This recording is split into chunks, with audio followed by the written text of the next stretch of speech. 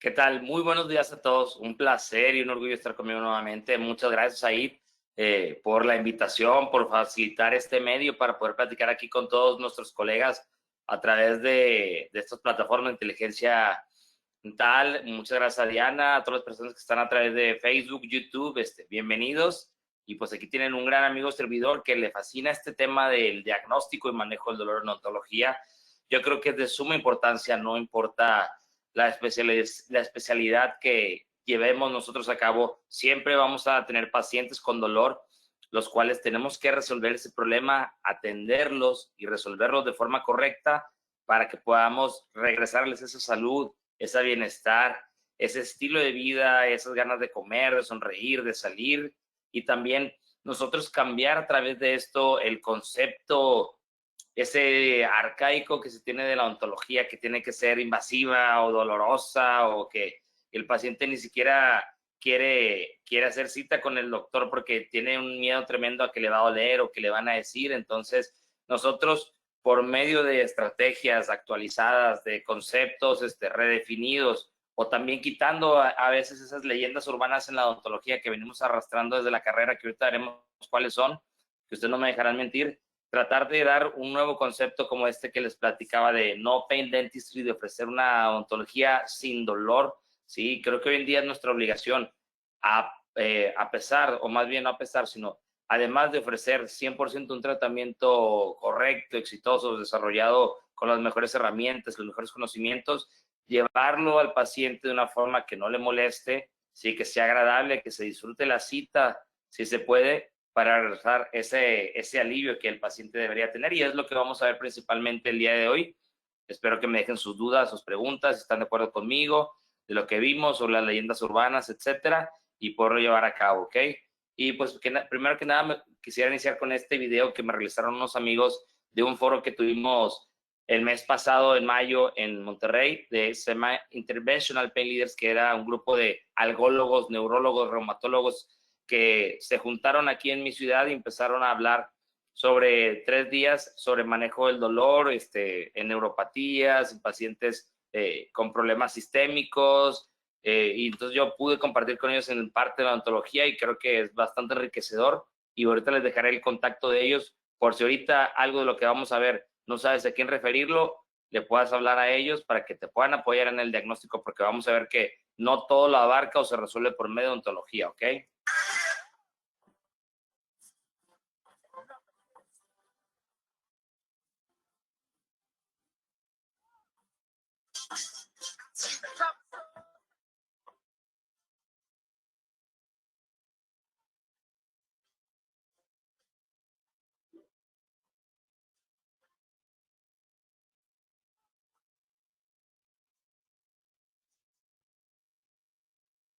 Excelente. Pues primero, el día de hoy vamos a ver cómo establecer un diagnóstico correcto en tus pacientes y también todo lo que no debes de hacer con tu solución anestésica, con tu anestésico local. Esos errores que a veces hoy en día muchos colegas siguen cometiendo, que yo personalmente cometí también en su momento, sí, pero es lo importante de estos foros, de Coaceptón, que nos ayuden a tener un foro para poder compartir, nosotros también poder apoyar en aquello que nos fallaba en algún momento a nosotros como odontólogos y poder compartir el conocimiento. De eso se trata, de que ustedes puedan ayudar a algún colega más, a compartirle una charla, algo que les gustó, un artículo de los que ven aquí, y lo puedan compartir para que ellos también puedan mejorar su práctica, ¿ok? Para que ustedes después de esta práctica ya también sean unos doctores no pain dentistry en la ciudad, en el país en el que te encuentres, ¿ok? Bueno, vamos a ver entonces cuáles son los errores más comunes que cometemos nosotros como odontólogos al momento de anestesiar a nuestros pacientes que traen dolor. Vamos a ver ahorita que si ya de por sí es un reto anestesiar de manera efectiva y profunda a un paciente, vamos a llamarle de rutina, a un paciente que llegue a tu cita, a tu consulta por urgencia de dolor, va a ser más complicado todavía porque va a haber una serie de variables que nosotros no controlamos, podemos disminuir hasta cierto punto, pero nos va a complicar ese éxito anestésico que estamos buscando, ¿ok? Entonces los errores más comunes van a ser calentar el cartucho anestésico buscando una falsa sensación de que va a doler menos el infiltrar el anestésico. Si se piensa o se dice, desafortunadamente, que si tú calientas el cartucho, el paciente le va a doler menos porque está a una temperatura cercana a la de su cuerpo, entonces por lo tanto no va a haber un llamado choque térmico y por lo tanto no le va a molestar. Vamos a ver que eso es completamente falso. El anestesia rápido también. A veces parece que trajéramos urgencia, que nos urge por anestesiar al paciente y le dejamos caer un cartucho de 1.8 mililitros en 15, 10 segundos al paciente, ¿sí? Entonces no esperamos ni 30 segundos y ya lo estamos debridando, ya lo estamos fresando, ya le estamos poniendo una grapa ahí en la encía al pobre paciente y vamos a ver que eso es un error muy común que se realiza, ¿sí? Vamos a ver que si tú tomas tu tiempo adecuado para anestesiar a tu paciente, vas a conseguir un mayor efecto anestésico, ¿sí? Y también vas a ayudar a que se logre ese tiempo de latencia, que ahorita vamos a ver, depende del anestésico que utilizas, cuál es. No dar analgésicos previos. Muchas veces llega el paciente con dolor con nosotros y nosotros le empezamos a anestesiar y ya empezamos mal porque calentamos el cartucho, se lo pusimos bien rápido, ¿sí? Y no dimos un analgésico previo. Entonces, ahí, ¿qué es lo que pasa? El paciente que ya lleva 2, 3 días con dolor intenso, tiene mucha inflamación en esos tejidos preapicales, ¿sí? En esa pulpa. Entonces, obviamente, el anestésico no va a ser suficiente para lograr una anestesia local profunda. Y por no apoyarnos con analgésicos previos, cabe destacar, es bien importante, después de que ya tenemos establecido nuestro diagnóstico, pues vamos a batallar más para conseguir una anestesia que nos permita realizar nuestro tratamiento de forma tranquila, ¿ok?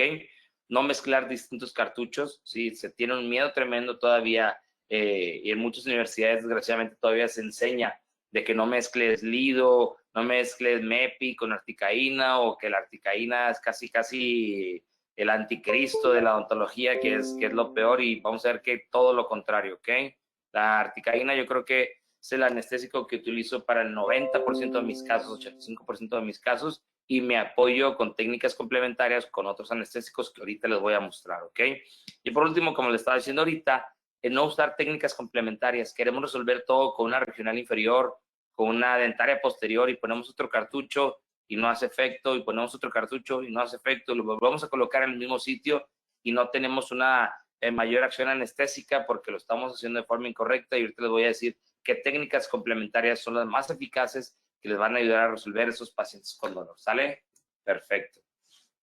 Y la típica pregunta, doctor, ¿por qué me duele tanto este diente? Doctor, yo he tenido 3 cirugías de la rodilla, mis 3 niños han sido por parto natural, pero esta muela no aguanto, no me deja en paz, no puedo vivir. ¿Por qué? Precisamente por todo esto. Sabemos que aquí están involucrados el trigémino, ¿sí? Todas estas fibras sensitivas, todos esos receptores del dolor, ¿sí? Que nos dan sensibilidad al diente, ¿sí? Pero también cuando ya está afectado es un dolor tremendo y por eso como tenemos toda esta red nerviosa, el paciente siente que le duele la mitad de la cara, ¿sí? No sabe distinguir si es arriba o abajo el diente donde es tan intenso, etcétera. Y luego pasa esto, que hasta llega a afectar la economía, el trabajo de los pacientes. Ayer me pasó que iba por 1 kilo aquí de tortilla a la vuelta de mi casa y la señora no estaba trabajando porque andaba con el dentista, sí, porque le dolía el diente. Entonces realmente es algo que afecta el estilo de vida de nuestros pacientes, la calidad de vida de nuestros pacientes, y es nuestro deber, como les decía al principio, resolverlo de forma correcta y de un modo en que el paciente se sienta enamorado de ustedes, de su atención odontológica, que quiera regresar, porque aparte de que le resolviste el problema de forma efectiva, lo hiciste de un modo que al paciente le encantó y que nunca lo habían tratado así. Y ojalá existiera un ritual ahí en YouTube para anestesiar bien ahí con Moni Vidente o algo ahí, una fórmula mágica para poder utilizar en todos los pacientes, pero vamos a ver que cada caso es distinto, entonces por lo tanto nuestra atención la vamos a tener que enfocar de distinta forma, ¿ok? O a veces quisiéramos también que ya en una impresión de alginato salieran ahí los dientes que le vamos a hacer extracción sin anestesiar, pero eso es muy complicado, ¿ok? Bueno, entonces, ¿qué es lo que pasa? El paciente tiene dolor, está en nuestro sitio de dolor, ¿sí? Donde se está expresando, y va a ir hasta el sistema nervioso central a expresarse acá y a decir que algo está pasando. Por entonces el paciente empieza a sentir esa punzada, ¿sí?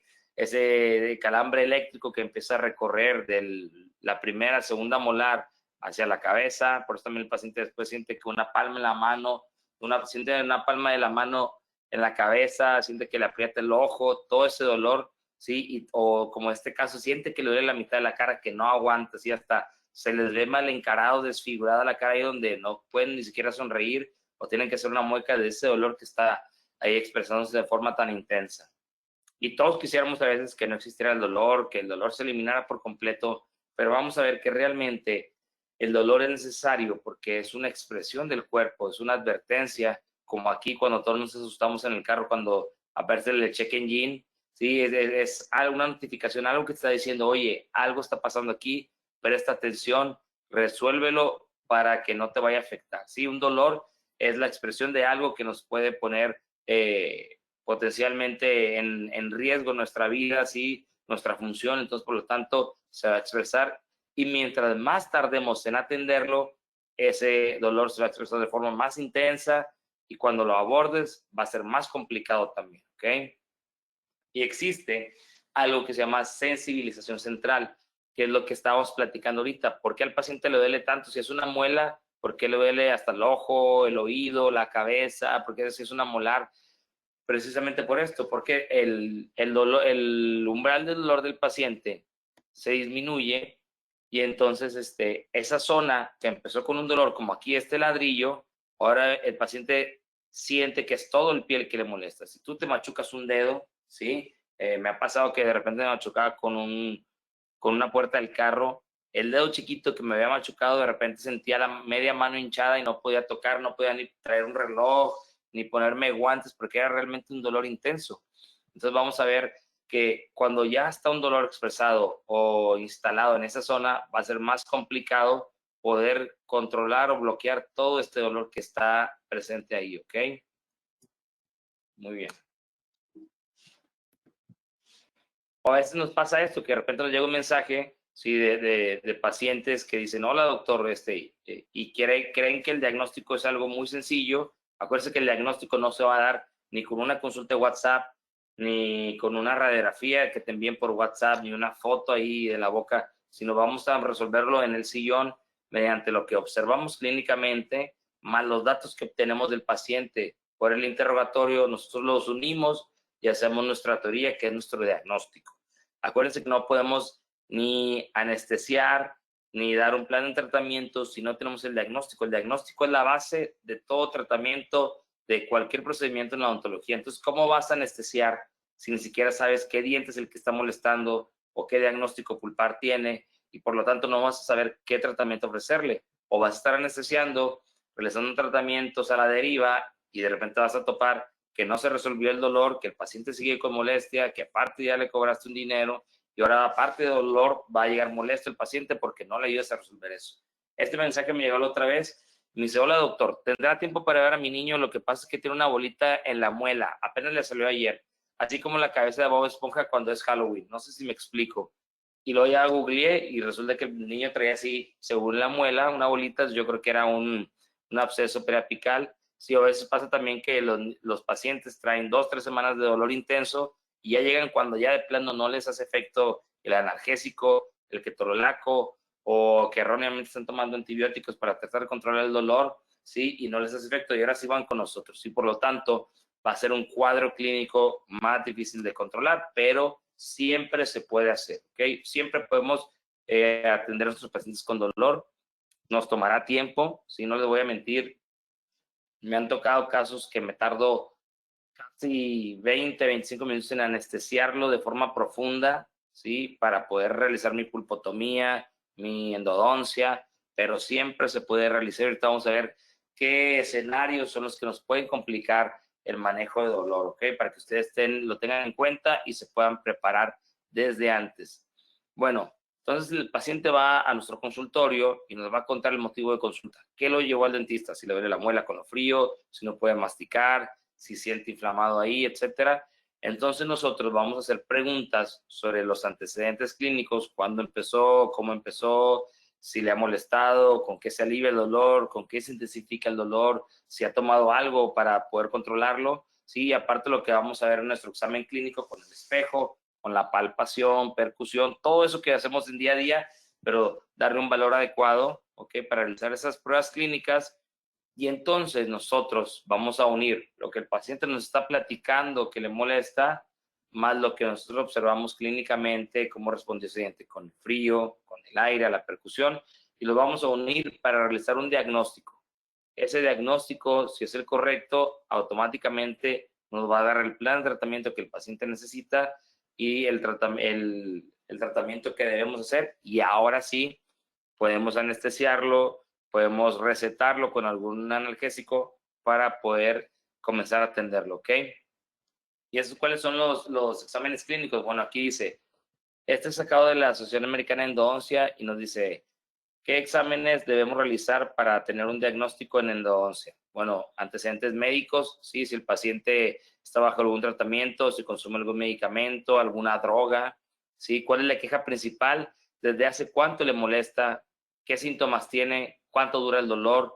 ¿Dónde está localizado ese dolor? ¿Cómo inicia el dolor? ¿Sí? ¿Cómo se alivia ese dolor? ¿Y qué medicamentos toma para poder aliviarlo?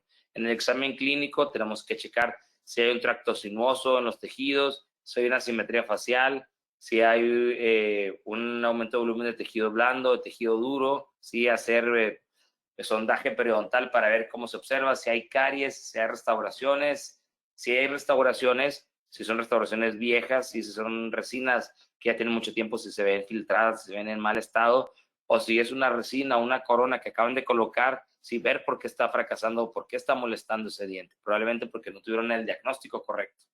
Las pruebas clínicas que vamos a hacer, pruebas pulpares, ya sabemos, con el frío, con el aire, con nuestro EndoEyes, ¿sí? Pruebas eléctricas, pruebas con calor, y las pruebas periapicales, pues van a ser la percusión, que golpear con nuestro espejo, con nuestro mango de las pinzas para checar cómo duele o cómo se siente ese ligamento periodontal ahí, si la palpación también, y el morder el paciente para ver si hay molestia al morder o molestia al liberar la mordida, que pudiéramos sospechar de un diente fisurado, etcétera. ¿Ok? Análisis radiográfico, tomar radiografías, si es nuestro paciente, tomar por lo menos 3 radiografías, una orto, una meso y una disto para ver qué observamos ahí, o si será necesario, por el caso, mandarle a hacer un CONBIM, ¿sí? Y hay pruebas adicionales que no siempre se utilizan, pero te pueden ayudar en cierto punto, como la prueba de la cavidad, la prueba de la anestesia selectiva y la transiluminación, ¿ok? Y este es el diagnóstico establecido por la Asociación Americana de Endodoncia para el diagnóstico en endodoncia. Acuérdense, el diagnóstico tiene nombre y tiene apellido, ¿sí? Es un diagnóstico pulpar y un diagnóstico periapical. ¿Cuál va a ser el diagnóstico pulpar? Pues puede ser pulpa normal, pulpitis reversible, pulpitis irreversible sintomática, pulpitis irreversible asintomática, que a veces es difícil de encontrar, ¿sí? De diagnosticar, perdón, pulpa necrótica, necrosis pulpar, diente previamente tratado, terapia previamente iniciada, ¿ok? Y dentro de nuestro diagnóstico periodontal vamos a tener tejidos preapicales normales, periodontitis apical sintomática, periodontitis apical asintomática, ¿sí? Que es cuando hay una lesión ahí, pero no hay molestia, absceso apical agudo, absceso apical crónico y osteitis condensante. Si pueden, le pueden tomar un screenshot o pueden meterse a la página de la Asociación Americana de Endodoncia y ahí van a encontrar toda esta información para que lo puedan tener ahí. Y no está de más, si de repente que tengamos alguna duda, checar esta tablita para poder ver si estamos en lo correcto o no, ¿ok?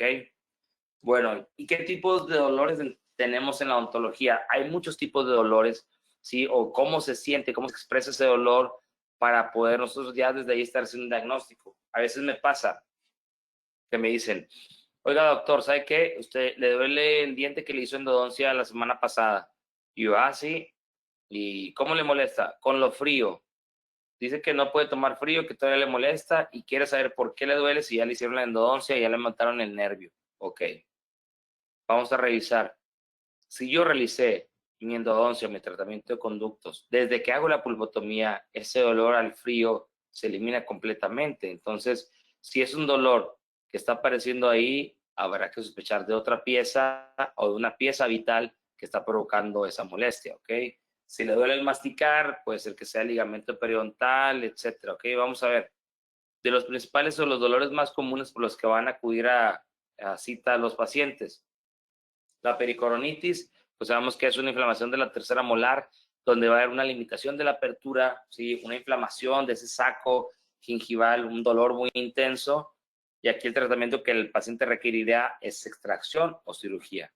La enfermedad periodontal, que sabemos que hay un sangrado realmente hay un mal sabor del paciente, hay ardor en las encías, siente que le pica o como que tiene un malestar general. Y ahí pues sabemos que tendremos que ser raspados y alisados, y más una técnica de cepillado para poder controlarlo completamente, pero es muy fácil de identificar el dolor periodontal al dolor dental, al dolor endodóntico, vaya. La fractura vertical, ¿sí? O el diente fisurado, que puede ser una molestia al masticar, puede tener un sondaje profundo en algún punto, ¿sí? A veces cuando es muy reciente sabemos que no lo vamos a encontrar así.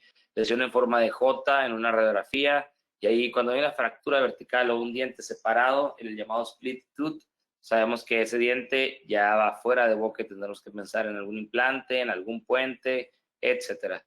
Diente fisurado, si es el dolor en un punto específico al morder o a liberar la mordida, como les platicaba hace rato, que puede tener sensibilidad a lo frío. Y este sí es muy diverso porque el tratamiento puede derivar en una protección cuspidia, en una corona, en una restauración on ley que me haga un efecto férula, o a veces voy a ocupar una endodoncia porque la pulpa ya está muy dañada, más una protección cuspidia, o habrá ocasiones que está tan comprometido que ya tiene que hacer extracción porque el paciente no tiene buen pronóstico, y a lo mejor al realizar nuestra endodoncia, al instrumentar esos conductos, vamos a solamente ayudar a que eso aumente, ¿ok? Y a veces también hay dolores, y este es muy típico, si me pasa muy a menudo o lo detecto muy a menudo, que quieren de repente que le hagamos endodoncia a un diente porque le molesta el morder, y ya que revisamos al paciente resulta que tiene un contacto prematuro ahí porque le pusieron una corona, le pusieron una restauración de resina, etcétera, y hay un punto de contacto, una interferencia oclusal que está molestando y molestando, ¿sí? No porque el paciente le moleste el morder, quiere decir que ya automáticamente necesita una endodoncia.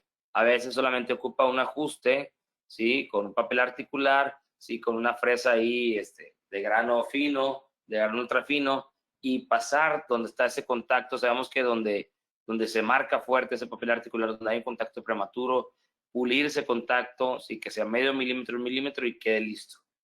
Muchas veces veo que hay doctores que no hacen un ajuste oclusal después de la endodoncia. Lo ideal que yo te recomendaría es hacer un ajuste oclusal, ya sea al iniciar tu endodoncia o justo al terminar. ¿Para qué? Para que no vaya a estar molestando esa pieza que tiene un ligamento periodontal inflamado y que estaba ahí con dolor constante, a veces ni siquiera al morder, sino simplemente al cerrar la boca. ¿Sí? Y a mí, yo me acuerdo, cuando estaba más joven, nos enseñaban que el ajuste oclusal tenía que ser así como el corte aquí militar de este señor, que tenía que ser así, mochar las cúspides, sí, dejarla casi chaparrito ese diente para que no tuviera oclusión, porque como quiera se iba a restaurar. Pero sabemos que hoy en día la estructura dentaria sana es valiosísima, sí, es invaluable, podría decirle yo. Entonces, mientras más tejido sano, natural tengas, podrás hacer algo más biomimético, algo más conservador, ¿sí? Sin desgastar tanto, etcétera. Entonces, hoy en día, háganlo con una multicuchilla, háganlo con una fresa de diamante, solamente en la zona donde está marcando, y listo. Con que pase el papel articular, que ya no se atore ahí, quiere decir que ya es suficiente ese desgaste, no tienes que desgastar de más. Entonces, no volvernos locos en este aspecto, ¿ok? Antes ya usaban de los ajustes oclusales porque a fuerza les querían poner un poste y luego una corona o un poste colado, y por eso tantos dientes se fracturaban. Entonces, hoy en día ya no lo hacemos, ya no lo hagan, ¿ok? Bueno, vamos a ver cuáles son las características del dolor dental, que es el que podemos resolver nosotros en el sillón, y el dolor no dental, el que no podemos resolver ahí, el que tendremos que referir con alguien más, apoyarnos con alguien más. Bueno, hay algo que me enseñó un muy buen amigo, el doctor Abel Carrillo, que es la ruta diagnóstica, ¿ok? Que son 4 preguntas que te van a ayudar a acertar tu diagnóstico, a darle ahí en el clavo, ¿ok? Ya sea dental o no dental, pero tenemos que saber realizarlas de forma correcta. Y estas son las 4 preguntas que tienes que hacerle para dar con la ruta diagnóstica. Preguntar de la calidad del dolor, cualidad, intensidad y duración, ¿ok? Pero tenemos que saber cómo hacer esas preguntas. No le vamos a decir al paciente, oiga, ¿qué cualidad es la de su dolor? ¿Qué calidad es la de su dolor? No. Por ejemplo, número 1, calidad del dolor es cómo se siente ese dolor, cómo siente el dolor ese paciente. Por ejemplo, el dolor dental es un dolor punzante, si es un dolor intenso, Es un dolor que se siente ahí en esa zona y tiene como un recorrido anatómico hacia atrás regularmente, ¿ok? La cualidad es cómo se comporta ese dolor, ¿sí? Cómo aumenta o cómo disminuye, por ejemplo, aumenta al tomar bebidas frías, ¿sí? Aumenta al morder de ese lado o al cerrar la boca, aumenta ese dolor, aparece de forma espontánea, saber cómo aparece, ¿ok? Y cómo aumenta o cómo disminuye para también tener una idea de qué es lo que lo está ocasionando. El tercero es intensidad. ¿Qué tan fuerte es ese dolor cuando aparece? Sabemos que el dolor dental es muy intenso, ¿sí? Va a tener 8, 9, 10. Hay ocasiones que le preguntamos al paciente, oiga, del 1 al 10, ¿qué intensidad del dolor o qué tan fuerte es el dolor? Y hay pacientes que nos van a decir, me duele un 11, me duele un 12, donde no aguantan ese dolor para nada, ¿ok? Donde es un dolor muy, muy, muy intenso. Vamos a ver que en cuánto duración, ¿sí? Es cuánto tiene este dolor, cuánto se prolonga, cuánto dura. Si el dolor dental, una vez que aparece, va a estar ahí de horas a días. Si el paciente toma algo frío o le echamos aire en esa pieza que ya tiene una pulpitis irreversible sintomática, ese dolor va a empezar va a aparecer ahí y no se va a quitar, o hasta que le demos un analgésico o hasta que lo necesitemos para realizar nuestro tratamiento odontológico. Pero es bien importante que va a tener ahí horas o días de una forma muy intensa, sí, que puede aumentar o disminuir con lo frío, con el calor, y que va a ser un dolor punzante regularmente, ¿ok? Algo bien importante, y esto quiero que se lo graben, el dolor dental jamás va a cruzar la línea media, ¿ok? Nunca el paciente va a decir, ¿sabe qué? Tengo una pulpitis irreversible sintomática en la 1.6 y en la 2.7. Eso no va a pasar.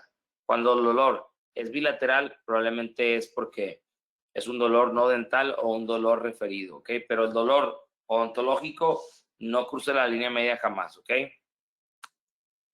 Bueno, entonces si ya vimos cuál es el dolor dental, que si la pulpitis irreversible, pericoronitis, fractura vertical, etcétera.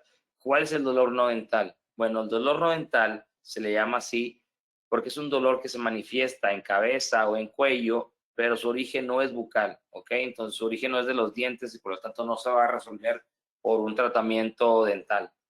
También se le llama dolor referido, que es un dolor que se siente, el paciente lo percibe en una región anatómica, en este caso cabeza y cuello, pero su origen está en otra completamente distinta, ¿ok? Muy bien. Entonces tenemos que revisar si el dolor que el paciente tiene es un dolor dental hasta que se demuestre lo contrario, ¿ok? Siempre, si tú lo mandas con un algólogo, con un neurólogo, siempre lo van a mandar primero con el dentista o van a decir, oiga, revise con el dentista para ver si no es un dolor dental. Porque el dolor dental o el dolor de cabeza y cuello es el dolor más común que existe, ¿ok? Entonces, por eso tenemos que nosotros primero establecer un diagnóstico, agotar las opciones. Oye, veo que no empata con ningún diagnóstico dental o no es ningún dolor dental, ahora sí lo referimos con el algólogo, con el neurólogo, pero ya haciendo una nota que se hicieron pruebas térmicas, se hicieron pruebas a la percusión, no respondía, entonces tendremos que referirlo, ¿ok? Acuérdense que el diagnóstico es correcto si tú logras replicar el dolor de tu paciente. Si el paciente le duele con lo frío y te dice que le duele con lo frío al tomar agua fría, etcétera, tú tienes que lograr en el consultorio que le moleste con lo frío. Si el paciente dice que le duele el morder, tú tienes que provocar que el paciente le moleste la percusión o al morder. ¿Para qué? Si tú logras replicar ese dolor que el paciente siente, quiere decir que tu diagnóstico es el correcto. Si más o menos el paciente lo percibe similar, pero no está seguro, o tú no logras que ese dolor aparezca, dale otra cita si quieres, ¿sí? O refiérelo con alguien más, porque no estamos replicando el dolor, entonces no podemos ni anestesiarlo, ni ofrecerle ningún tratamiento, ¿ok? Esa va a ser tu garantía, el que tú puedas replicar ese dolor. ¿Y qué tipos de dolor referido, dolor no dental, son los más frecuentes que vamos a encontrar en nuestro consultorio? Bueno, pues uno es el dolor muscular parafuncional, otro es el dolor neuralgiforme, ¿sí? El neuralgia trigémino, otro va a ser una sinusitis, otro van a ser tumores, neoplasias, quistes o una neuritis también, ¿ok? Eso no tenemos tiempo para abordarlo hoy, pero en otra charla lo podemos tratar perfectamente, ¿ok? O búsquenlos estos, busquen otras pláticas con este tipo de dolor para que se puedan enterar de eso. Aquí en inteligencia dental hay muchas donde lo pueden revisar. Entonces, si vemos que es alguno de estos dolores, ¿sí? Lo vamos a referir al especialista indicado para que pueda tratarlo, ¿ok? Ellos son la Sociedad Mexicana de Ultrasonido para el Dolor, que son los que realizaron este congreso de Interventional Pain Leaders, y es un grupo de algólogos, ¿sí? Anestesiólogos, reumatólogos, que son especialistas en el dolor somático, ¿sí? Son especialistas en el dolor. Entonces ellos te pueden ayudar a completar tu diagnóstico y nosotros los podemos ayudar a ellos también a dar con el diagnóstico correcto para poder resolver ese dolor, ¿ok? Tenemos que trabajar de la mano con otros especialistas. Como les digo, no todo se va a resolver en el sillón dental y por lo tanto tenemos que tener un buen equipo de trabajo con el cual nos podemos apoyar para esos casos complicados y también recibir retroalimentación. A todos lados donde voy, siempre me platican lo mismo. No, ¿sabe qué? Era una neuralgia, lo mandé con el neurólogo y el paciente ya no fue. O lo mandé y ya nunca supe qué pasó. Me ha pasado a mí que lo refiero con otro especialista y es bien complicado para entablar una comunicación estrecha, directa, porque no te contesta o te contesta la secretaria o a veces no contesta el doctor y tú ni siquiera puedes confirmar el diagnóstico de la neuralgia del trigémino porque ya no te dieron retroalimentación. Entonces también es importante para nosotros como odontólogos tener esa retroalimentación para saber si es correcto nuestro diagnóstico, nos puedan ayudar ellos, dar tips, herramientas para establecerlo de una forma más fácil, ¿sí? Más sencilla, pero es bien importante. Si ustedes les mandan un mensaje aquí a la Sociedad Mexicana del Ultrasonido del Dolor, van a ver que existe una red de algólogos por toda la República Mexicana, ¿sí? Incluso por Latinoamérica, Brasil, Ecuador, Colombia, vinieron doctores de todos lados de Estados Unidos. Entonces, si tú le dices, oye, ¿sabes qué? Soy un odontólogo, tengo un caso de un diagnóstico complicado, creo que es una neuralgia, creo que es una sinusitis, entonces ahí te van a decir qué médico algólogo está en tu ciudad o muy cerca de tu ciudad para que lo puedas referir con alguien especialista en ese caso y no batalles, ¿ok? Y también es muy válido nosotros decirle al paciente, ¿sabes qué? Este no es mi campo de expertise, esta no es mi especialidad, te voy a referir con otro doctor que sí es su campo de especialidad para que lo pueda resolver correctamente. Tú con que le brindes esa orientación al paciente va a ser suficiente para que él pueda atenderse y esté agradecido. ¿Cuántas veces no nos ha pasado que el paciente viene de otros consultorios con 3 tratamientos, que ya le quieren hacer una bisectomía y resulta que el dolor era una neuralgia del trigémino? Jamás iba a aliviar por medio de un tratamiento odontológico. Y aparte, si es un dolor establecido, que se está cronificando, que no atendemos bien, sí, que no podemos eliminar, hay muchas probabilidades o hay unas probabilidades muy altas de que se pueda convertir en un dolor neuropático, sí, en un dolor intraocular persistente, y ahí sí, que Dios nos ampare porque va a ser más complicado todavía. Entonces, el dolor lo tenemos que eliminar rápido y lo tenemos que eliminar bien para que no queden ahí secuelas y sobre todo evitemos un posible desarrollo de una neuropatía, etcétera. Bueno, entonces, ¿por qué fracasa tanto la anestesia? ¿Sí? ¿Por qué es tan complicado anestesiar a los pacientes de forma normal?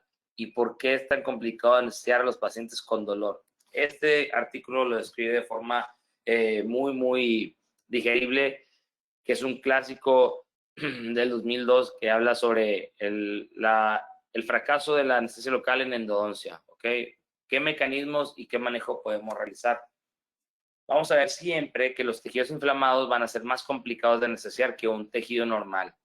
Un diente en condición normal, sí, que vamos a realizar una resina, algún tratamiento ahí, que no hay un dolor intenso, no hay dolor.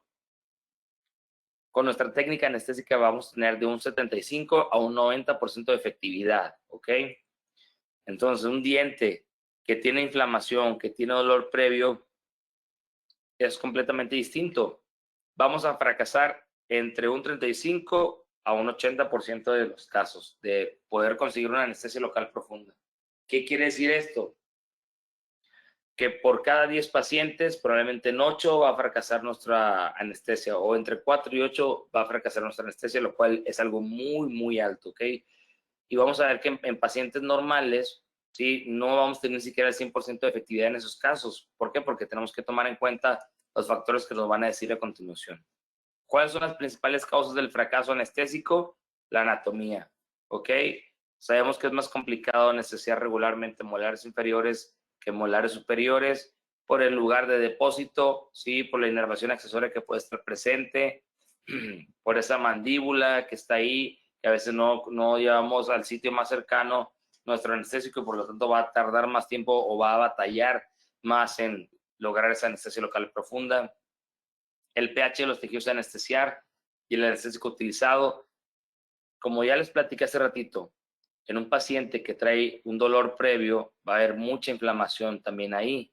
Entonces, si nosotros anestesiamos solamente con nuestro anestésico de forma normal, va a ser muy complicado que podamos tener una anestesia local profunda. Por eso tendremos que echar mano de dar analgésicos previos, antiinflamatorios previos, para poder disminuir esa inflamación que ya está establecida ahí y que nuestro anestésico pueda penetrar de forma más sencilla.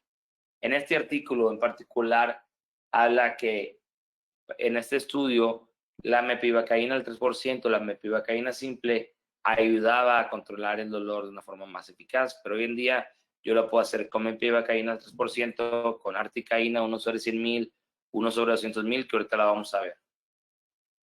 El efecto de la inflamación en los receptores del dolor, ¿por qué? Porque es un dolor que ya está instalado, entonces esos receptores del dolor ya están muy excitados, ya están muy activos, ¿sí? Entonces cualquier estímulo, ¿sí? Aunque no sea un estímulo dañino, un estímulo lo suficientemente fuerte, va a ser suficiente para que el paciente perciba un dolor moderado e intenso. Por eso el paciente de repente te dice, oiga, es que ya ni puedo cerrar los dientes, si cierro, si mastico una lechuga de ese lado ahí, me duele ese diente. ¿Por qué? Porque esos receptores del dolor ya están muy activos, entonces cualquier estímulo va a ser suficiente para que ellos lo expresen como un dolor intenso, ¿ok? Y los factores psicológicos también, que de repente juegan un factor en el paciente. Sabemos que el dolor es multifactorial, hay factores psicológicos, factores sociales, donde a veces pacientes aguantan bastante el dolor, tienen un umbral de dolor muy alto, comparado con otros que tienen el umbral de dolor muy, muy bajo, son más sensibles al dolor. Entonces tenemos que por eso nosotros personalizar nuestra atención odontológica, porque no todos los pacientes son iguales, estamos tratando con personas, con humanos, estamos haciendo cajas de cartón o algo así que puedes hacer 100,000 en un día, todo de la misma forma, sino aquí por eso tenemos que establecer o personalizar nuestra atención para que el paciente se sienta cómodo y podamos aliviar ese dolor, ¿ok? Entonces, ¿de qué nos van a servir los anestésicos? Bueno, pues nos va a permitir bloquear esos impulsos nerviosos del dolor, ¿sí?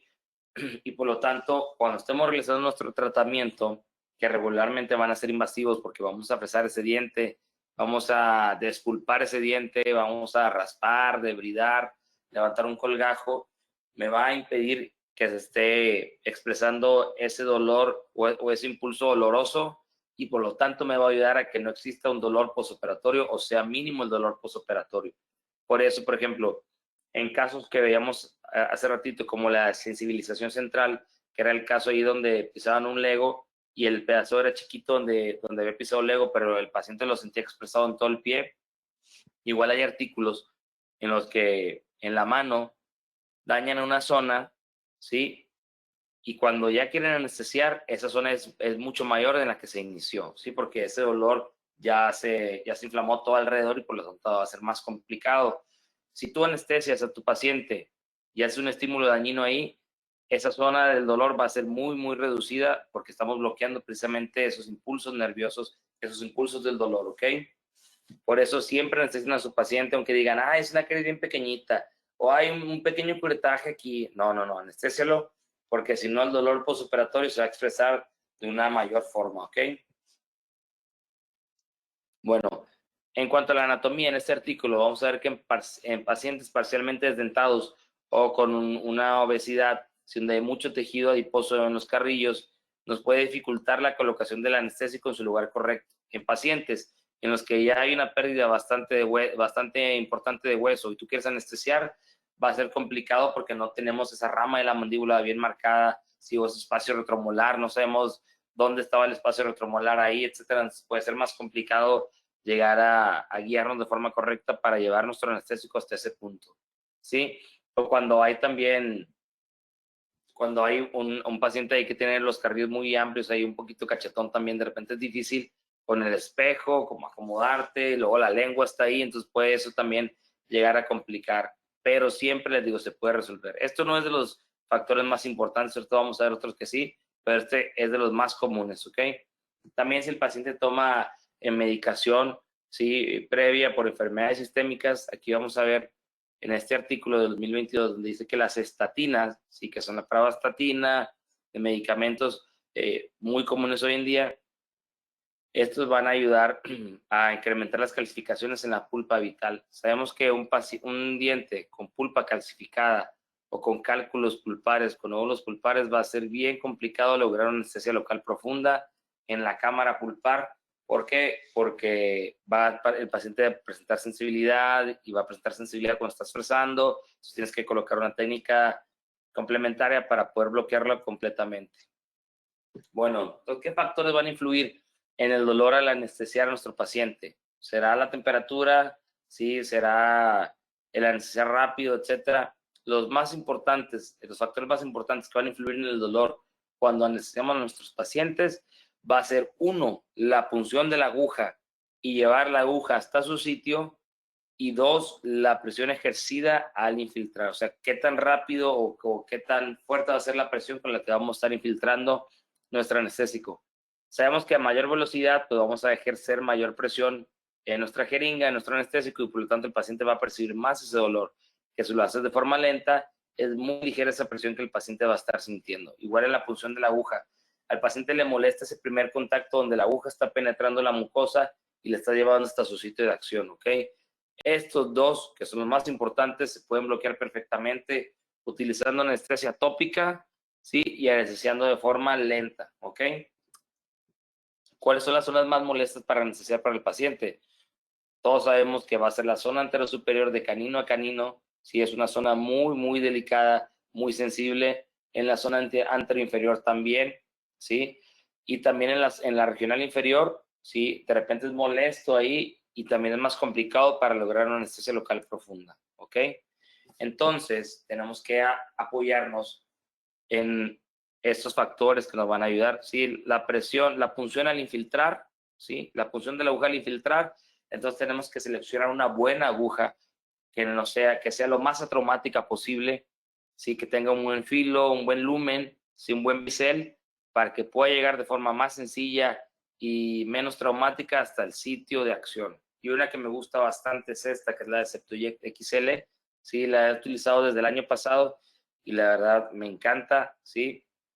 Comparado con otras agujas para anestesiar en la zona anterosuperior, anteroinferior, créanme que me ha funcionado de maravilla, ¿ok? Yo siempre les pongo a los pacientes anestesia tópica y después cuando voy a anestesiar anteroinferior, anterosuperior, le pongo mi Septoyect XL y eso me va a ayudar a ejercer automáticamente una menor presión al momento de infiltrar. Y ahorita vamos a ver por qué, ¿ok? Muy bien. Les digo, hoy en día hay muchos tipos de agujas, ¿sí? Con bastante bisel, con la mejor tecnología, pulido ahí para esa superficie para que sea lo menos traumática posible. Y aquí vamos a ver una Septoyect XL comparado con otra aguja, ¿sí? Aquí tenemos algo que me gusta de toda la línea Septon, es que tiene como un cartuchito de silicona aquí, por lo cual a tu carpool se va a poder colocar de forma perfecta, bien sencilla, sin que se atore el plástico. A veces hay agujas que tienen un plástico bastante duro, sí, que sale hasta como rebaba del plástico cuando lo estás colocando. Con estas no. Incluso para los doctores que hoy en día tengan un dispositivo electrónico para colocar su anestésico, este se adapta perfectamente ahí y no daña la zona donde se va a colocar la aguja por ese cartucho de silicón precisamente que tiene ahí, ¿ok?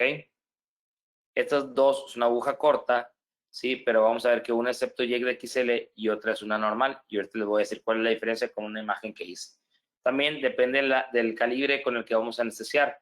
Este es calibre 30G, 27G, 25G. Sabemos que mientras más alto el calibre va a ser más delgadito y por lo tanto tiene más probabilidades de que sea menos traumático, ¿ok? Regularmente en la odontología todos utilizamos entre 30G y 27G. Y a veces vamos a la tienda y preguntamos al depósito, oye, dame una caja de aguja corta. Y lo, sí, 27 o 30G. Y tú, como que no sabemos. Bueno, ahora sabemos que cualquiera de estas dos es perfecta para la odontología. Yo realmente casi siempre utilizo 30G y me va de maravilla.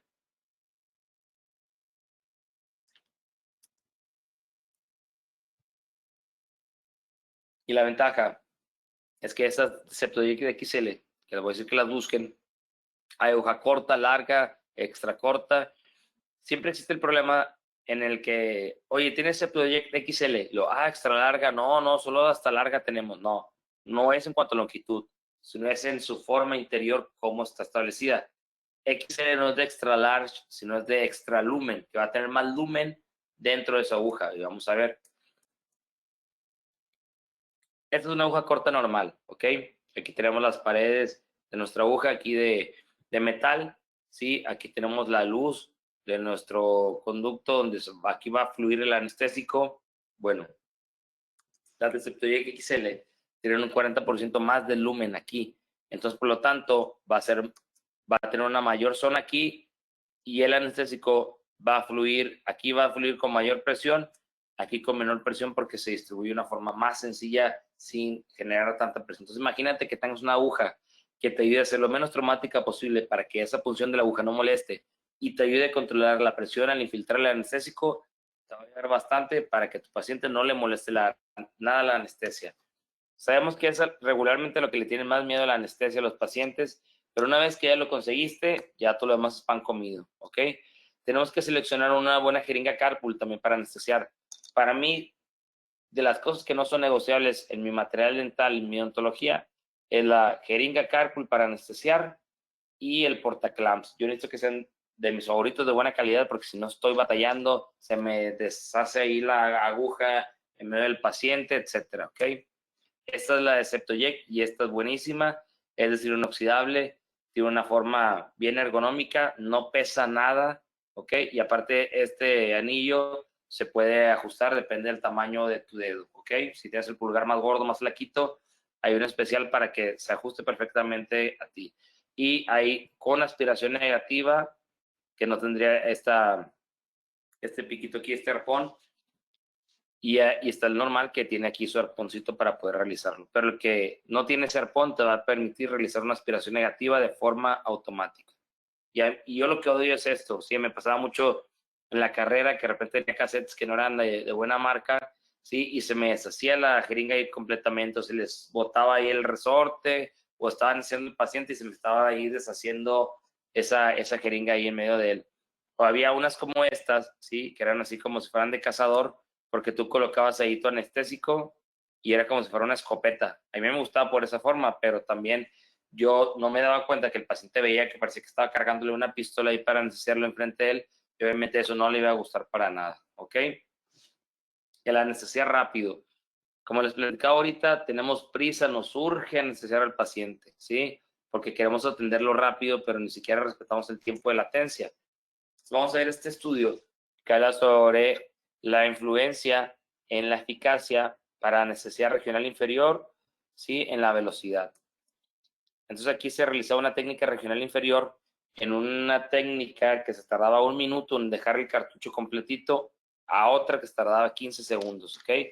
¿Y qué es lo que se encontró?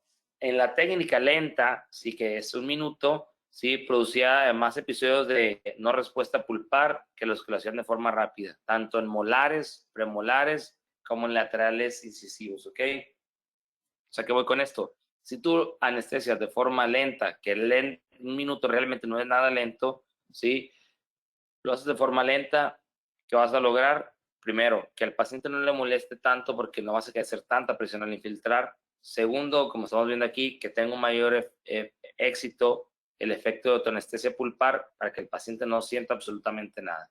Aparte, acuérdate que tienes que esperar el tiempo de latencia.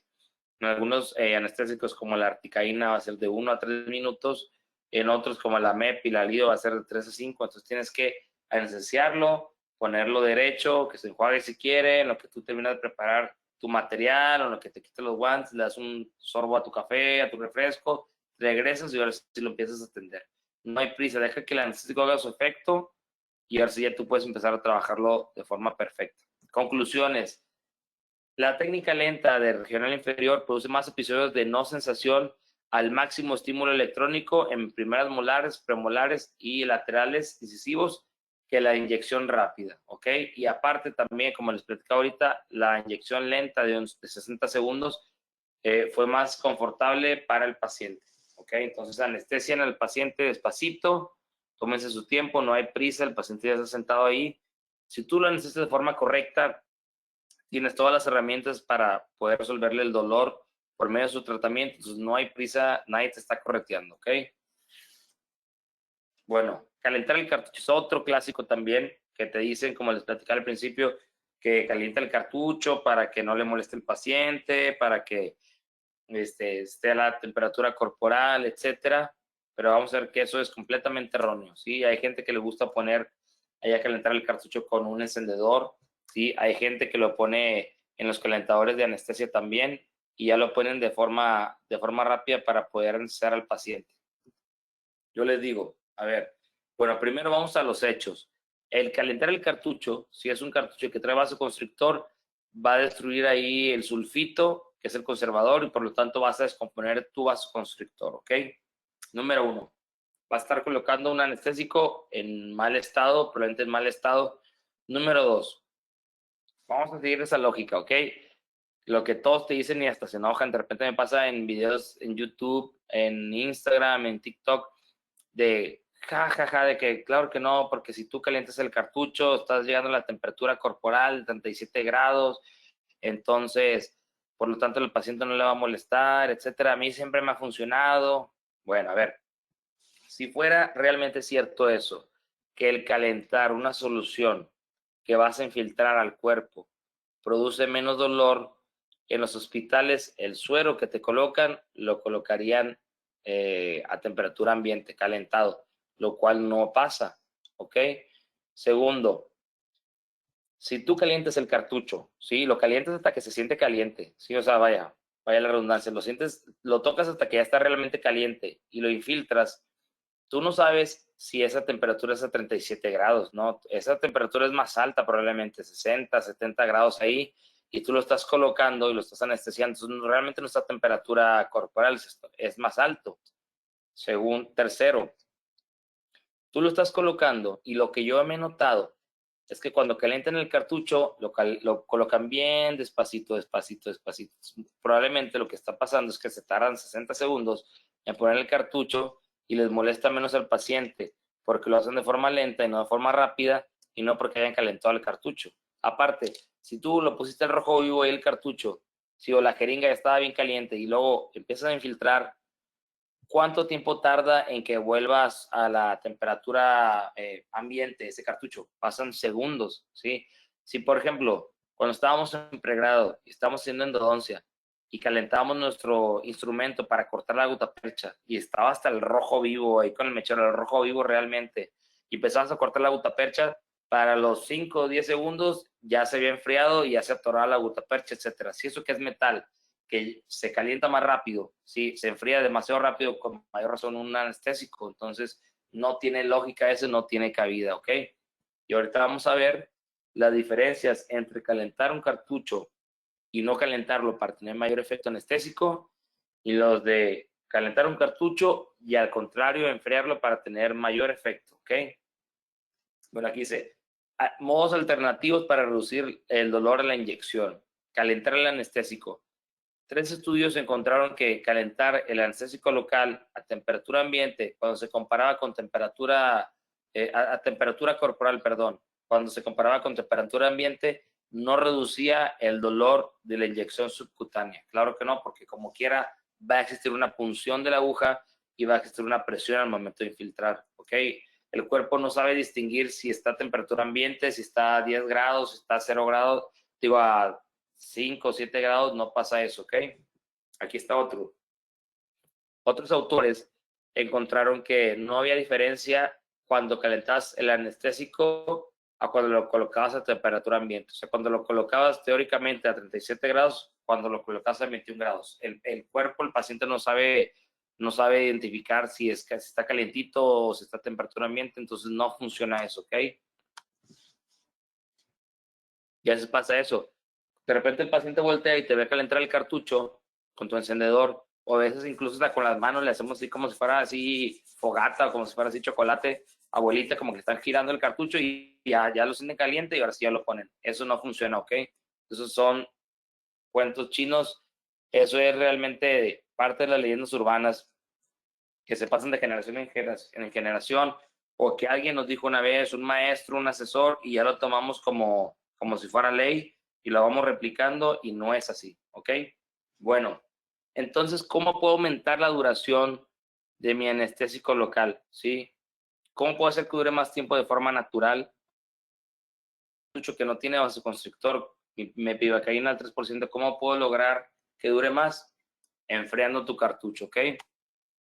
Vamos a ver este estudio que habla sobre el rol de la temperatura en la acción de los anestésicos locales, de 2006, y el rol de la temperatura en la acción de la mepivacaína, ¿ok?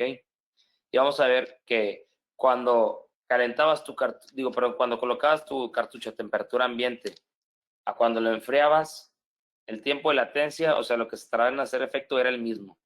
Pero en esos casos en los que se enfriaba, por ejemplo, en este caso que era la mepivacaína del 3%, sin vasoconstrictor, duró más tiempo esa mepivacaína en los tejidos cuando se colocó enfriada a 4 grados centígrados a cuando se colocó a temperatura ambiente, ¿ok? Y en otro estudio, la lidocaína 1 sobre 100.000 tuvo mayor acción a temperatura ambiente que cuando se calentaba teóricamente la temperatura corporal, ¿ok? Entonces, si tú calientas tu cartucho, no va a funcionar igual que si no lo calientas. Y si tú enfrías tu cartucho, va a ser mayor efecto que cuando lo colocas a temperatura ambiente. Ojo, el anestésico local, si tú lo enfrías, va a durar mayor efecto su tiempo, pero la potencia va a ser la misma, ¿ok?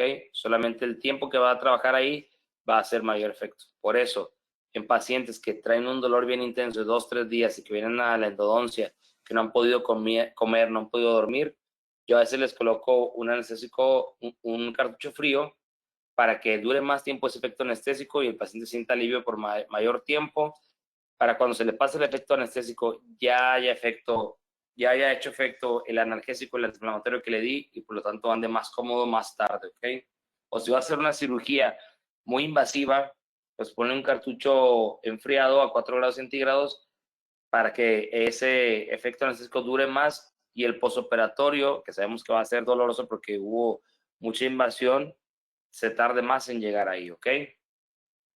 Y antes, cuando no enfriaban los cartuchos, está esta imagen donde les colocaban una banda en el cuello como para apretar ahí la circulación y por lo tanto durara más el efecto anestésico ahí. Hoy en día no ocupas amarrar a tu paciente el cuello, solamente enfriar tu cartucho y con eso va a ser suficiente, ¿ok? ¿Qué es lo que hace ese anestésico frío? Ese anestésico frío ayuda a ralentizar esa circulación ahí o se mantiene más tiempo ahí, entonces por lo tanto es normal que más tiempo haga efecto, ¿ok? Esta es una publicación que hizo hace poquito en Instagram mi amigo Alejandro Perrón, que le mando un abrazo, que habla sobre un estudio del doctor Jorge Vera y su grupo, el doctor Jorge Ochoa, la doctora Mónica Romero, el doctor Marino, el doctor César Ramos, el doctor Rubén Rosas, Álvaro Cruz, entre otros destacados endodoncistas e investigadores, y habla sobre el efecto de la crioterapia dentro del conducto para reducir el dolor postoperatorio en dientes con periodontitis apical sintomática, ¿ok? Entonces lo que se hizo en estos casos fue que pacientes que tenían necrosis pulpar y periodontitis apical sintomática, la irrigación final fue con suero, pero enfriado a 2 grados centígrados, 20 mililitros a 2 grados centígrados, y se encontró que hubo un menor dolor postoperatorio en el grupo que tenía crioterapia a los pacientes que no. Y por lo tanto, en los pacientes que se irrigó con esta crioterapia, con este suero frío, ¿sí? Ayudó a disminuir el uso de medicamentos postoperatorios en ellos. ¿Por qué razón?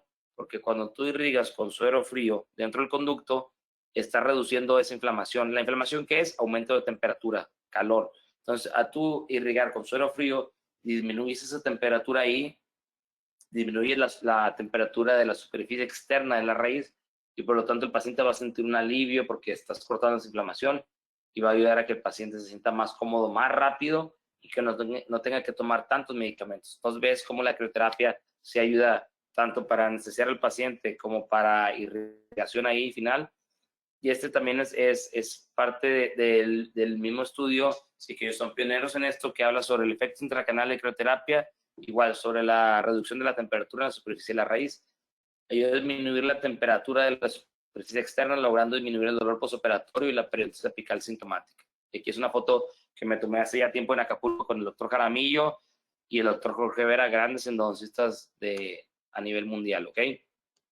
Bueno, pasamos al siguiente punto de por qué fracasa tu anestesia. No mezclar cartuchos, ¿sí? A mí me acuerdo, yo recuerdo cuando me decían en la carrera, a veces hasta en el servicio, de que no mezcles anestésicos porque le va a hacer daño al paciente, le va a dar una taquicardia, se te va a desmayar, etcétera, cuando no hay algo más alejado de la realidad que esto, ¿ok? Y como aquí diría mi tía, esa es creencia de gente que no va a las conferencias de inteligencia dental y por lo tanto no se actualizan, ¿ok? Eso es completamente falso.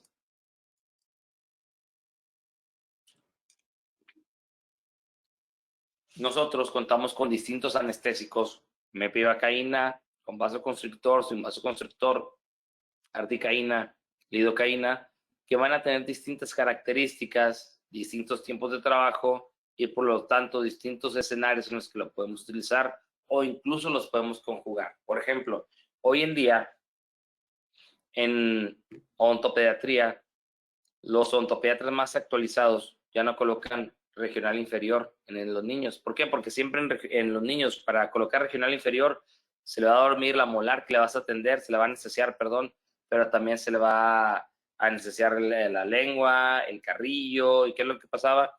Que muchos niños de repente amanecían con una mordidota, si se lastimaban, donde ese tiempo que duraba ese anestésico se lograban lastimar ahí, ¿ok? O en pacientes también con alguna discapacidad, pacientes en estado senil también era complicado. Entonces, lo que hacen muchos odontopediatras hoy en día es colocan articaína por vestibular en la molar que van a atender para que haya un muy buen efecto anestésico en esa molar y en los tejidos alrededor, pero sí que el paciente sienta dormida la lengua, todo el labio y por lo tanto sea más seguro ese tiempo que va a tardar en pasarse el efecto anestésico, ¿ok? Entonces, hoy en día se puede combinar de muchas formas.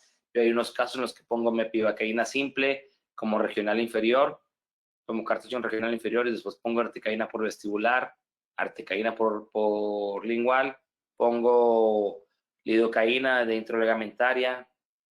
Entonces, en un mismo paciente ya utilicé 2, 3 cartuchos distintos y no les pasa nada, ¿ok?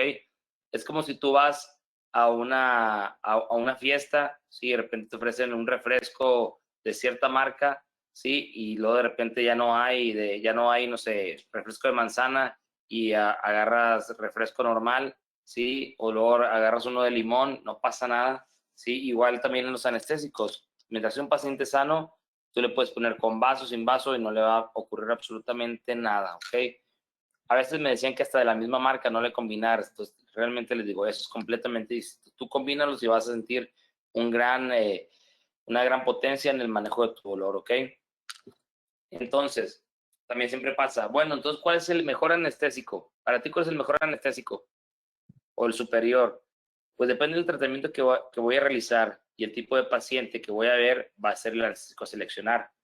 Yo no voy a colocar a lo mejor a un niño una articaína 1/100,000 porque le va a durar casi 4 horas el efecto anestésico, cuando a lo mejor le puedo colocar una articaína 1/200,000 que va a ser menor tiempo ese efecto anestésico, pero con la misma potencia, con el mismo tiempo de latencia y me voy a ahorrar muchos problemas así. Entonces, depende del tratamiento y el paciente que vas a ver, es el anestésico que vas a utilizar. Por eso hay muchos y por eso tú como odontólogo debes de conocer todos y tener de todos en tu consultorio para el día que lo ocupes lo tengas ahí a la mano, ¿ok? Como les digo, está articaína 1/100,000, que es la de la bandita dorada, medicaína 1/200,000, mepivacaína simple al 3%, mepivacaína con vasoconstrictor al 2%, ¿ok? Entonces, yo con estos siempre los estoy combinando en todos mis pacientes y me va excelente, ¿ok? Bueno, entonces vamos a hablar de anestésicos que son de corta duración y de duración intermedia. Los anestésicos que son de corta duración son los que no tienen vasoconstrictor, ¿sí? Y existe la mepivacaína al 3%, que va a tener un tiempo de latencia de 3 a 5 minutos, una anestesia pulpar entre 20 y 40 minutos y una anestesia en tejido blando de 2 a 3 horas, pero regularmente en los casos que yo he visto a la hora y media ya se desapareció ese efecto anestésico, ¿ok? Hay lidocaína al 2%, ¿sí? Sin vasoconstrictor, que también su tiempo de latencia va a ser de 3 a 5 minutos. El tiempo de anestesia pulpar va a ser de 5 a 30 minutos y de 2 a 3 horas el efecto en tejido blando, ¿ok?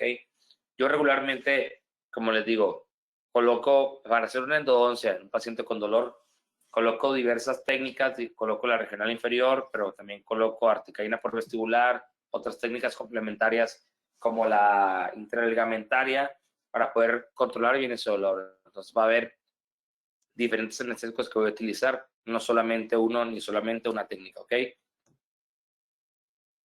Vamos a ver estos que son de duración intermedia, ¿sí? Que es la articaína al 4%, que tenemos en su presentación 1 sobre 100,000 y 1 sobre 200,000. En cualquiera de las dos, el tiempo de latencia va a ser de 1 a 3 minutos, anestesia pulpar de 60 minutos y anestesia de tejidos blandos de 3 a 5 horas. Perdón. Regularmente en la articaína 1 sobre 100,000 vas a tener 4 o 5 horas de anestesia en tejidos blandos. Sí, entonces yo la uso cuando son pacientes que voy a hacer varias endodoncias del mismo cuadrante, sí, que voy a realizar los 2 premolares y una primera molar, o los 2 premolares y un canino, etcétera. Yo anestesio con articaína 1 sobre 100,000 para que esa anestesia me dure más en esa zona. A lo mejor en piezas unitarias, sí, o piezas que sé que ocupa una muy buena potencia anestésica, pero no necesito que dure tanto tiempo. La articaína 1 sobre 200,000 para mí es perfecto. Ahorita vamos a ver las diferencias entre ambas, ¿ok? La lidocaína 1 sobre 100,000, 1 sobre 80,000. La mepivacaína al 2%. Si checan en todas, el tiempo de latencia, que es el tiempo que va a tardar en hacer efecto, comenzar a sentirse anestesiado en todas es de 3 a 5 minutos, menos la articaína, que solamente va a tardar de 1 a 3 minutos. Entonces es un efecto más rápido y por lo tanto voy a ofrecerle más pronto alivio a mi paciente, ¿ok? Muy bien. Entonces, ¿por qué la articaína hace un efecto tan potente, tan rápido? ¿Sí? ¿En qué se diferencia de todas las demás? Bueno, en que es un anestésico muy liposoluble por su forma ahí mixta.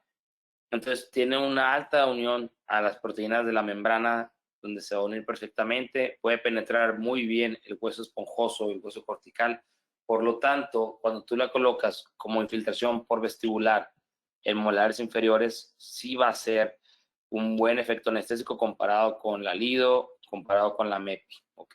Tiene un tiempo de latencia muy corto y da una excelente anestesia pulpar y tejidos blandos, ¿ok?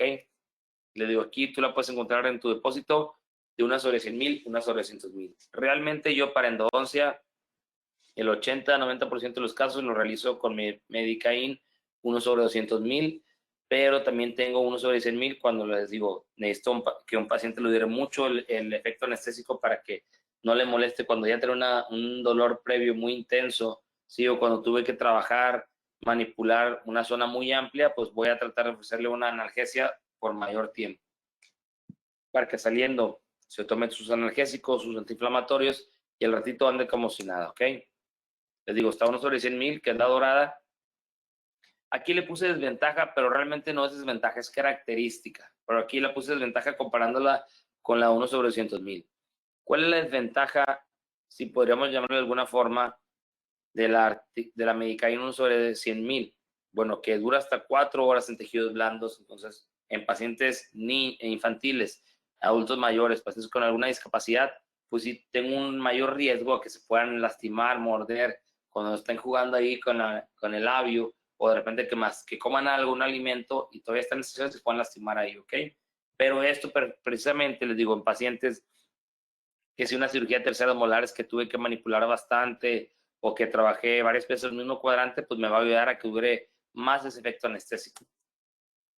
Comparando ambas, la Medicaid 1 sobre 200,000 va a durar menos su vasoconstricción, porque obviamente no está tan concentrado ese vasoconstrictor, viene más diluido, por llamar de alguna forma. Entonces me va a dar 2 horas de vasoconstricción perfectamente, y en pacientes con problemas cardiópatas y con problemas cardíacos va a ser más seguro esto, porque puedo utilizar más, ambas son muy seguras, pero en este puedo utilizar más cartuchos que el articaína 1 sobre 100,000, o que la lidocaína 1 sobre 100,000, la mepivacaína 1 sobre 100,000 también, porque tiene menor vasoconstrictor, entonces por lo tanto es más seguro, ¿ok? Otro error es el que no damos analgésicos previamente. Se puede administrar, les digo, algún analgésico antiinflamatorio para aumentar el éxito de nuestra técnica anestésica en esos casos donde llevan inflamación establecida. Y vamos a ver dos artículos que hablan sobre esto perfectamente.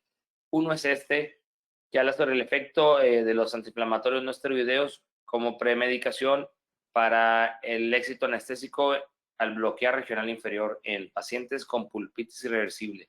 Sabemos que el diente más difícil de anestesiar es la primera molar inferior con el diagnóstico de pulpitis irreversible sintomática. Entonces, todos los estudios sobre el manejo de dolor regular se enfocan en este diente, porque si logran aumentar la eficacia en este diente, en todo lo demás va a ser mucho mayor. Y aquí decía que en este artículo se evidenciaba que daba un efecto benéfico el dar medicación de AINES antes de atender a tu paciente para una endodoncia. Y aquí decía que el dar ibuprofeno en dosis arriba de 400 miligramos y que aumentaba el éxito anestésico en este tipo de procedimientos y en este diagnóstico de pulpitis irreversible sintomática, ¿ok?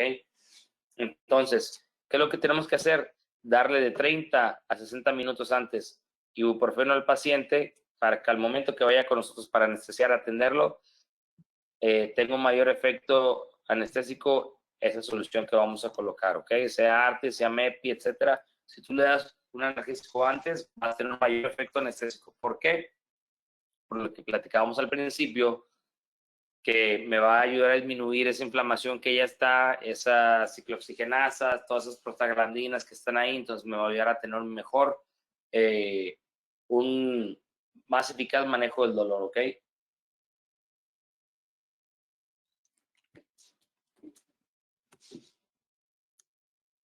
Este otro habla de lo mismo. Se investigó la eficacia oral de la premedicación de 30 a 60 minutos antes de alguna AINES para promover el éxito del anestésico en regional inferior. ¿Qué es lo que se encontró?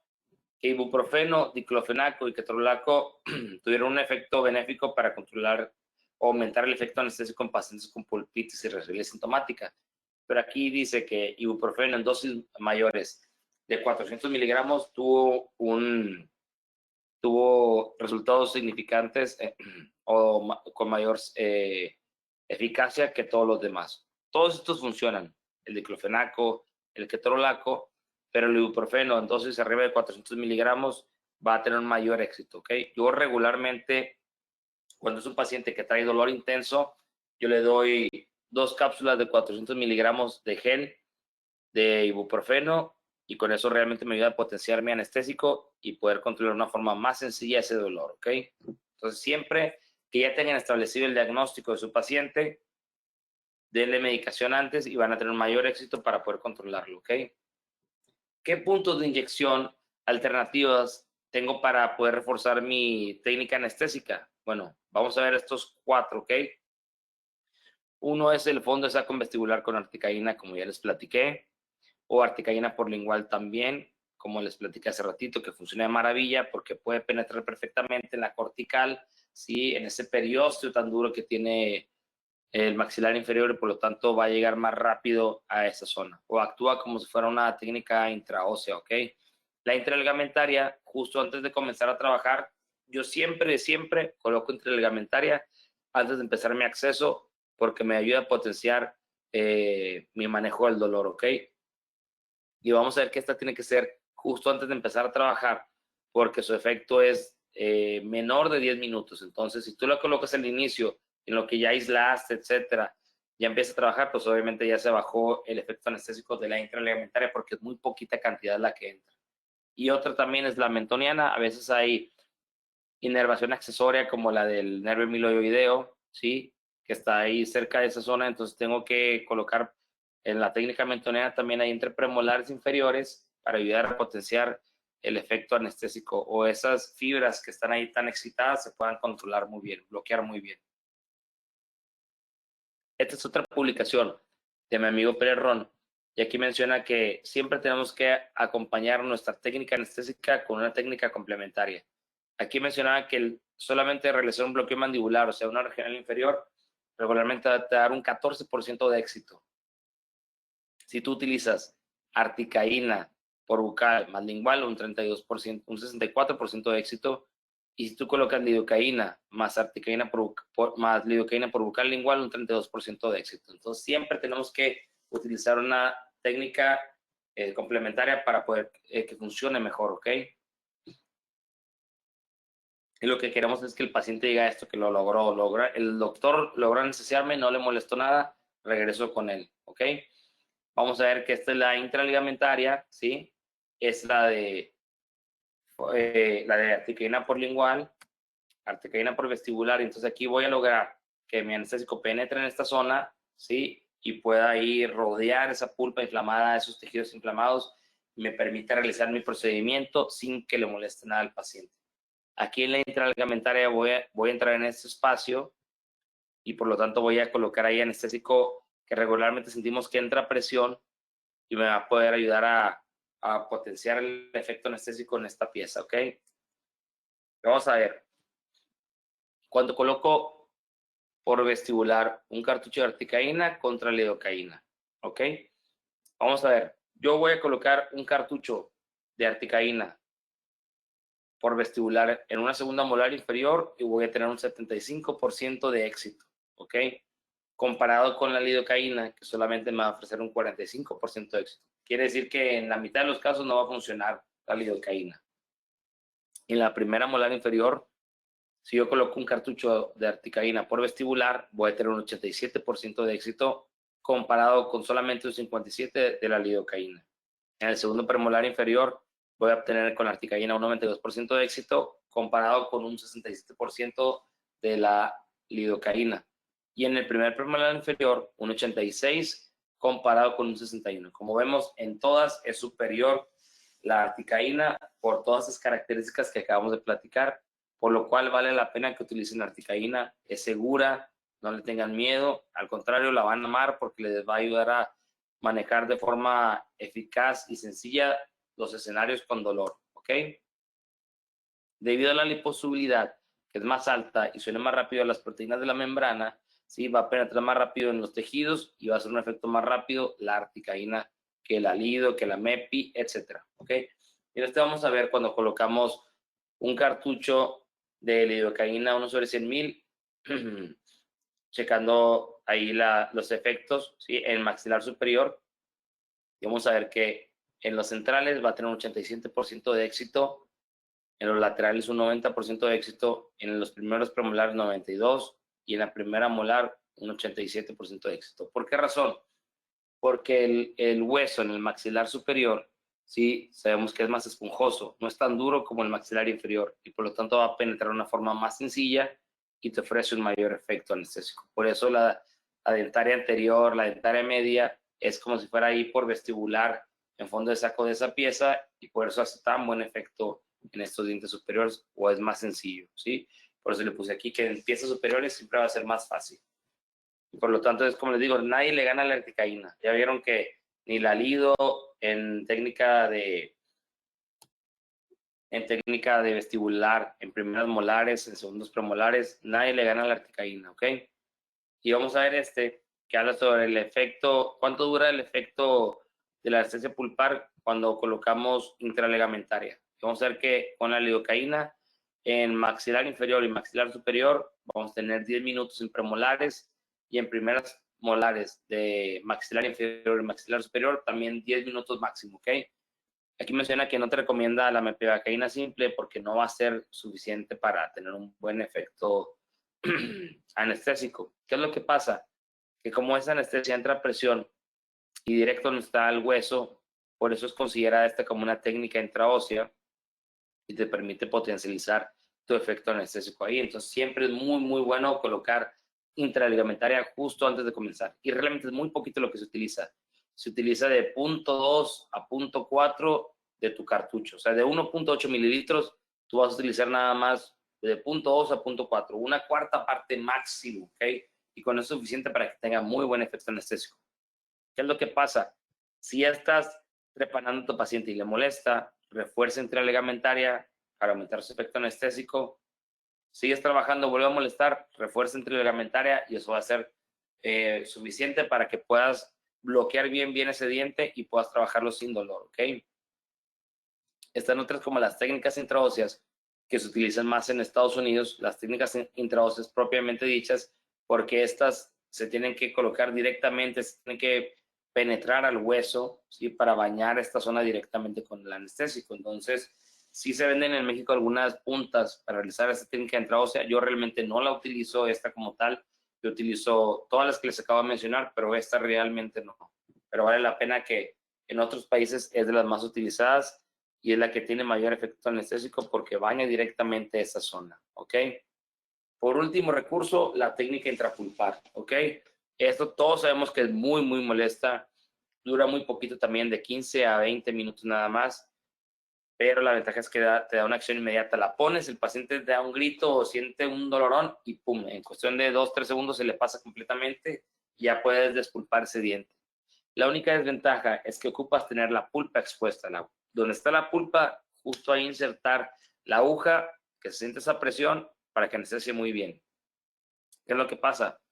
Muchas veces es lo que batallamos más, en realizar una exposición pulpar o llegar hasta esa pulpa donde están esos cálculos pulpares estorbándonos, y a veces es bien complicado hacerlo. Por eso, primero coloquen intralegamentaria y ya si llegaron a la pulpa, pueden colocar intrapulpar. Incluso yo muchos casos donde ya puse todas las técnicas que les platiqué y luego ya llegó la cámara pulpar y de repente empiezo a meter las limas en un conducto y como que molesta un poquito, pongo intrapulpar ahí y ya no le molesta tanto. ¿Por qué? Porque puse previamente la intralegamentaria. Entonces, siempre es buena opción usar todas estas y esta utilizarla lo menos que se pueda, ¿ok?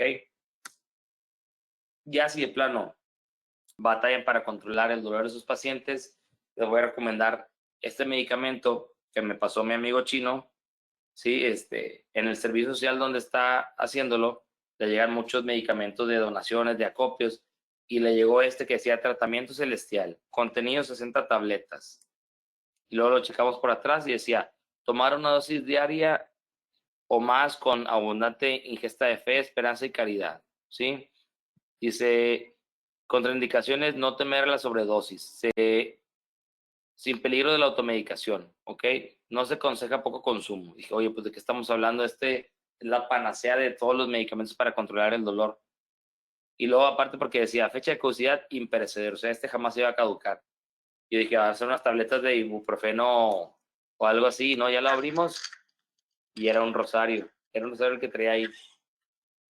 Entonces, ya si nada de lo que vimos ahorita, de escoger una buena aguja, una buena jeringa, mezclar cartuchos, técnicas complementarias, colocar un cartucho frío, nada de eso funciona, ponte a rezar un rosario con el paciente para que aumente el efecto anestésico de tu pieza, ¿ok? Creo que incluso los misterios gozosos tienen mayor efecto que los misterios dolorosos. No lo sé, no tengo un artículo que lo diga, pero probablemente sí. Entonces, ya si de plano no se puede, pues ya te puedes rezar con tu paciente para que esa pulpa se anestesie y puedas realizar tu endodoncia, tu extracción, lo que vayas a realizar, ¿ok? Acuérdense, siempre, siempre puedo atender a mi paciente sin dolor.